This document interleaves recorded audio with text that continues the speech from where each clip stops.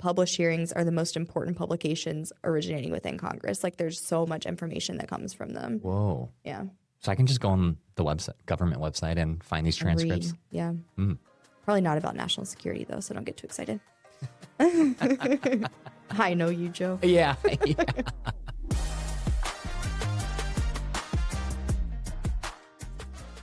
All right. Are you doing the ASMR thing? Like, Yeah, should I do that? I'm jealous.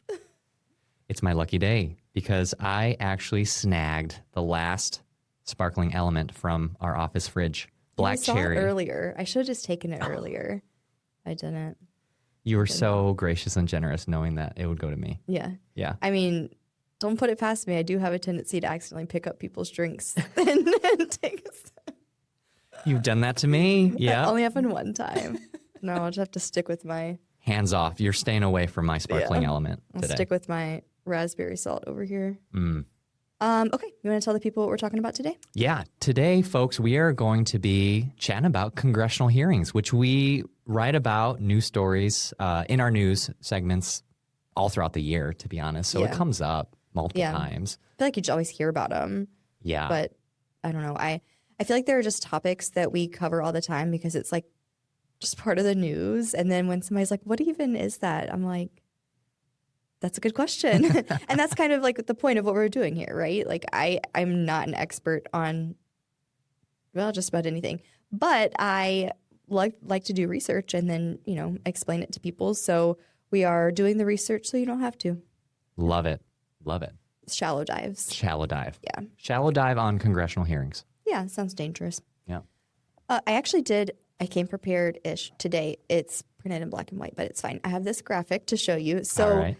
Whenever a bill goes to become a law, starts here, gets, introduced, hey, I made this bill, you should like it. And then it goes to committee consideration before it can go through all these other steps. So right here is what we're talking about today, these hearings to gather information, at least for the legislative hearings, which we'll talk about the different kinds. But this is kind of in the process of where you'll see a lot of these hearings. Gotcha. Okay. That's a helpful visual. Okay. What do you know about them? I have an image that comes in my head. Yeah. And it's Mark Zuckerberg. Okay. Because I don't know how many times he's been summoned, if that's the right term, I'm sure you'll teach me, to a congressional hearing. Right. So I see in my head a clip of Mark Zuckerberg sitting with some papers in front of him, maybe like attorneys on his each of his sides, and then another camera will turn to folks in Congress that are sitting like a panel, just grilling him with questions. That's what I think of.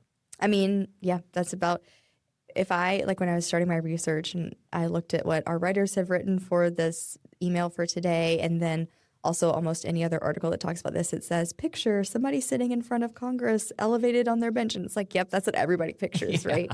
But it's really just so I guess to zoom out just a little bit, Congress, we talked about, how to make a law, how to turn a bill into a law. Mm-hmm. And we talked a little bit about there being congressional committees. And so if you think about Congress being broken up into these committees, well, then what do the committees actually do? They hold hearings to get information. That's really it. It's a formal meeting of a congressional committee to gather information on a topic. So a couple things, it's not a trial, like nobody's been convicted of anything. There's no vote. It's just like an official on the record interview. That's important distinction because I'm also thinking about similar setups where it is like someone going through an audition, I'll just say that in quotes, to be appointed a position. Yeah. So that's a clear delineation that the appointment process when someone testifies before Congress is a totally separate thing than what we're talking about. Well, it actually, it's one of the types of hearings. So are there different types. Okay. Yeah.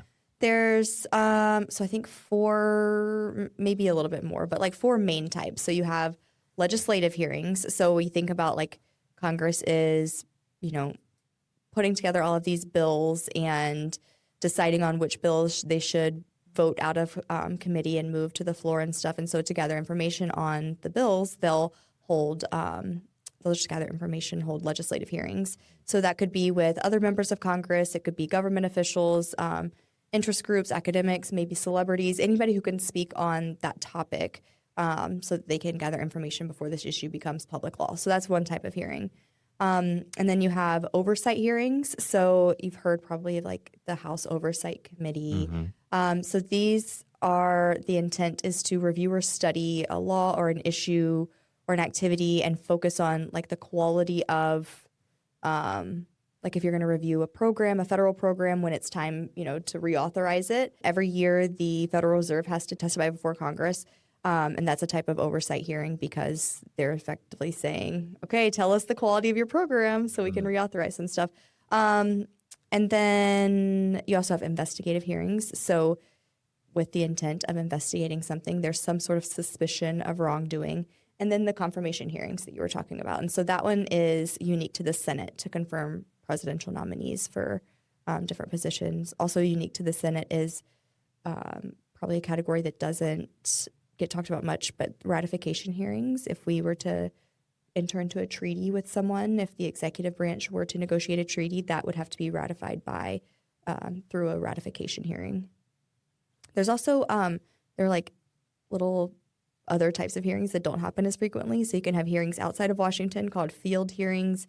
If a group of Congress members wants to have a hearing outside of a committee, then they can have an ad hoc hearing, like they can just have a hearing. And then there's shadow hearings, which would be hearings held by members of the minority party to promote their views. So Gotcha. Yeah.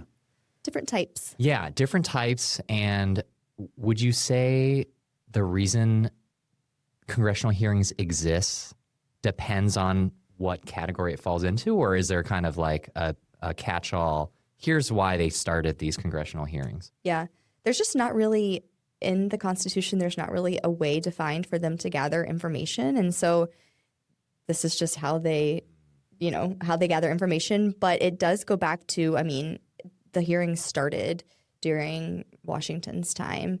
The first congressional hearing was after the Army got defeated in some battle, and they decided to look into it. And so it was in 1792 after Major General St. Clair's defeat at the Battle of Wabash. I don't know. I wasn't there, but it was in what is now Ohio. I did learn that.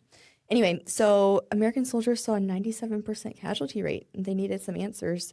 It was considered the first cabinet meeting after this, and they created their first investigative findings. And then Congress actually voted to not consider the findings, and Major General St. Clair was mad that he didn't get his name cleared. So wow, yeah, but that was the first one.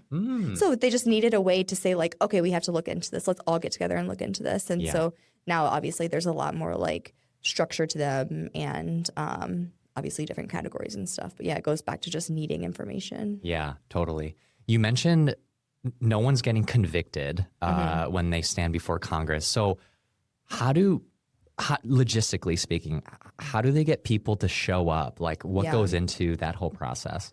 I've never been invited, so I don't know. But so if they want somebody to come before them and testify, Congress will give them an invitation to testify. And most people think it'd be a valuable opportunity to communicate or publicize their views. So if this is a celebrity who really believes in a cause and they're invited to testify, of course they're going to show up and go and lobby for the issue that they feel strongly about. But then you might see in the news that Congress is threatening to hold in contempt somebody for not coming. So if Congress wants to talk to somebody and they don't come by invitation, the committee or subcommittee can issue a subpoena, basically telling them that they need to come. And they can also subpoena documents or evidence if they need to, not subpoena a person. But yeah, so you can get a subpoena issued for you to show up. Gotcha. I wasn't sure about that. Yeah. So that definitely clarified how, if you're not positively motivated to be there to advocate for something like the celebrity example. Exactly. Right. Yeah. Yeah. Do you want to know what happens if you ignore your subpoena? Yeah, absolutely. Uh-oh. Why do you want to know? No, I'm just kidding. Okay, so a couple of different things. I was interested. I'm so what happens? I don't know. Yeah. It just kind of feels like something you hear about, and it's could you actually get in trouble? Congress can take an individual into custody. They can detain them for not complying. Wow. Or they can take a case to the Department of Justice and recommend criminal charges be brought, it would be misdemeanors, so don't worry. But I'm just kidding. That's still bad. But you could be fined. It has to be more than $100, but less than $1,000. And imprisonment in a common jail for at least 1 month, but not more than 12 months. So, yeah, I don't know. It's so funny how these different. It's also funny that, like, all of these things obviously came about, I mean, over the last 200, 300 years. It's like, all right, we need some rules around this. Let's get people to show up. Yeah. We're going to fine them. Over $999. Yeah, exactly. Less than Yeah. Yeah. Or you can also file another suit declaring somebody legally has to show up and bring civil action against people if they aren't. So, yeah, you got to go. Wow. Okay. Or pay. Yes. $999. Right. And some time in a common jail. You mentioned you're waiting for your invite. Can pins and needles. Yeah. Can average folks like you and me just show up to are they public? Yeah. Or is it like a closed door event? Yeah. They typically are public. I don't actually know. I assume like just nobody can walk through. Like I assume there's some sort of security there, but generally they are open to the public. It's actually required under Senate rules for them to be open to the public, but a hearing, just like committee meetings, it can be closed for specific reasons. So reasons would include involving national security information, concerns about committee personnel or their management or procedures, if it invades personal privacy or damages somebody's reputation, if it reveals identities relating to law enforcement activities, discloses confidential financial or commercial information, or divulges information that other regulations require be kept confidential. So okay, so that probably answers this next related question, because these obviously I've seen it on YouTube and there's clips and it's televised. So not every congressional hearing is accessible, even like recordings. Right. I mean, there's rules around it. So from if it falls into some of those 6 rules or categories of things that can be excluded from being public, a senator would have to motion for it to be closed. Somebody would have to second it. Then they would temporarily close to discuss if it should be closed. And then they would have to have a majority roll call and an open session to close the hearing. Oh my. And then they can close a hearing or a series of sessions for just 14 days max. So, there are some closed hearings. Interesting. Okay. Yeah. But, I mean, for all the public ones, like the transcripts and everything, it's all made public. And there was somebody, I don't know, when I was looking, some authority on government documents said that published hearings are the most important publications originating within Congress. Like, there's so much information that comes from them. Whoa. Yeah. So, I mean. So I can just go on the government website and find these transcripts? Read. Yeah. Probably not about national security, though, so don't get too excited. I know you, Joe. Yeah. Hey, it's Zan from The Pour Over. I've been making a purposeful effort to eat more seafood because I know it's packed with nutrients and I feel better when I do. But finding quality seafood where I live is a feat. That's why I started ordering from Wild Alaskan. They deliver 100% wild-caught, never-farmed seafood like coho salmon and Pacific halibut straight to my door. It comes perfectly portioned and frozen right off the boat, locking in taste, texture, and nutrients like omega-3s. So it's both delicious and super easy to prep a quick, nutritious dinner for my family. My first box from Wild Alaskan Company definitely made me realize not all fish is the same.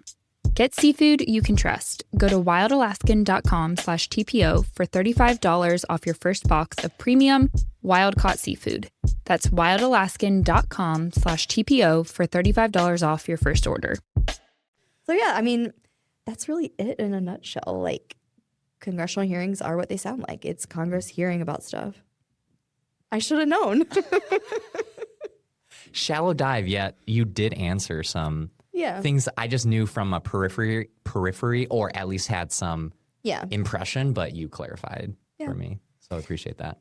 So I had some fun facts, and I think it actually, of course I did, but I think it actually gave me a lot more context. Because I was looking into, like, what are some of the bigger hearings that we could have, I don't know, heard about.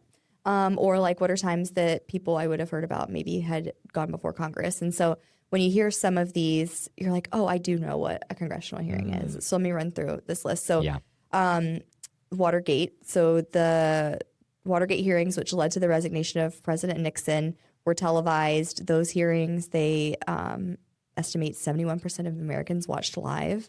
Wow. There was, the President Clinton impeachment vote, people watched that. Hillary Clinton's Benghazi hearing, people watched that. James Comey's testimony. So these are things that I know that we've heard about or written about. Some, obviously, confirmation hearings get a lot of notoriety. So like Brett Kavanaugh's confirmation hearings, according to Nielsen, more than 20 million people watched. Wow. And then other people who've gone and their reasons. And so this, I think, where it gave me a lot of context. So Bob Barker has testified before Congress. He testified in front of a House subcommittee on the proposed Captive Elephant Accident Prevention Act. But he was always like an animal lover. He would always talk about like spay and neuter your pets, you know? And so like, we're like, oh, okay, he cared about animal stuff. So he went. This month, actually, it was in the news, Tim Tebow went before Congress to testify on child exploitation. And he has been testifying in support of a bipartisan act called the Renewed Hope Act of 2026, hoping to fund a workforce of basically investigators going against investigating child exploitation. Muhammad Ali and Michael J. Fox have lobbied for increased funding for Parkinson's research. Nick Jonas has advocated for federal funding for type 1 diabetes. Dennis Quaid testified before the House Committee on Oversight and Government Reform about holding pharmaceutical companies accountable. And he went before them because he had a family member who was impacted. Let's see, Ben Stiller testified about the Senate testified before the Senate Foreign Relations Committee. Gosh, these committees are just a mouthful. About the humanitarian crisis in Syria. And so for him, I was like, why was he, what did he? And he is like a UN ambassador for that. So that's where it started to come together for me that like these celebrities who have their position and have chosen, to speak out for different, causes, have learned about those causes, and then we'll go in front of Congress and lobby for, attention to those causes. So kind of neat. Yeah. Now that you kind of run through the list, it is great that there is a platform to talk with our voted leaders on these issues that are more knowledgeable about it and can advocate and bring others on board with their celebrity status. I'll just say that, you know, they can have the public tune in to cases that are important to them. So yeah, for sure. Yeah. I mean, citizens can, I'm sure, like be called and go testify. I feel like that would be like the picture of, okay, you vote for this person and then they bring an issue that matters to you, and then you're able to go and testify before Congress. But of course, if you hear about Tim Tebow going up there and talking about a bill, then like people are going to pay attention to it. So, yeah, it's kind of cool. Yeah. Great fun facts. Yeah, thanks. Appreciate you running through that. These were fun and helpful. Yeah. Fun and helpful facts. A new segment. Brought to you by? Yeah. Well, do you want to move on to Christian perspectives? Yeah. I don't know. For me, it was kind of I initially pictured these hearings and thought about like, oh gosh, somebody's in trouble. They're up there having to answer for whatever they've done. And it was helpful to see that that's not always the case. But it also was a good, just eternal perspective reminder for me that like politicians or people in general are going to let me down. They're going to come and go, and people are just going to disappoint us inevitably. So just a reminder to put your hope in the Lord, who does not have term limits. We say that in one of our Christian perspectives, and I love it. He rules with compassion and executes justice perfectly. He sits enthroned forever. He judges the world with righteousness. He is a refuge for the persecuted and a refuge in times of trouble. So, yeah, if my hope's there, then I'm all right. Amen. Amen. Kathleen, it's great to have you back. Thank you. Yeah. Took a 2-week hiatus. Spent some time with Flu A. Don't recommend. What a wonderful time. Glad you're healthy. Thanks. Glad to be back. Yeah. All right. Well, thanks everyone for tuning in to another episode of TPO Explains. As a reminder, you can watch this episode on YouTube and Spotify. Make sure to like, comment, and subscribe. We'd love to hear your thoughts and your feedback. Thanks for tuning in. Until next time. Bye.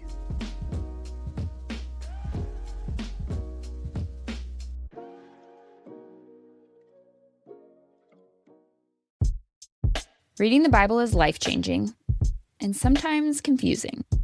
Instead of turning to Google for answers, get clarity you can count on with Bible Gateway Plus. You get ad-free Bible study with trusted commentary and study notes from real scholars right alongside the verses you're reading on your phone, tablet, or desktop. Use tools you can trust. Try Bible Gateway Plus free for 7 days at the link in the show notes. Plus, TPO listeners get 20% off annual plans with code POUROVER20.